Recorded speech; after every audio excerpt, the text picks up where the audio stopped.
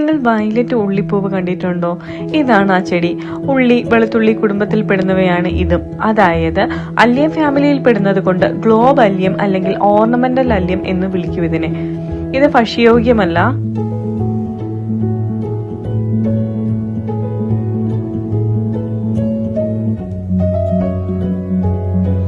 ഇത് കൊറിയൻ ലില്ലിയാക്കാണ്.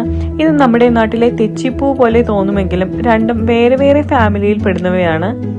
നല്ല മണമുള്ള പൂക്കളാണ് ഇവയുടേത്.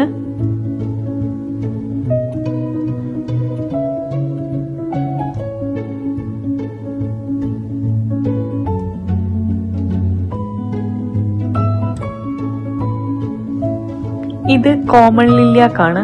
കോണാകൃതിയിലാണ് ഇതിന്റെ പൂക്കൾ വിരിയുന്നത്. പർപ്പിൾ, പിങ്ക്, വെള്ള നിറങ്ങളിൽ കോമൺ ലില്ലിയാക്കുണ്ട്. വീഡിയോ ഇഷ്ടപ്പെട്ട ലൈക്ക് ചെയ്യാനും സബ്സ്ക്രൈബ് ചെയ്യാനും മറക്കല്ലേ.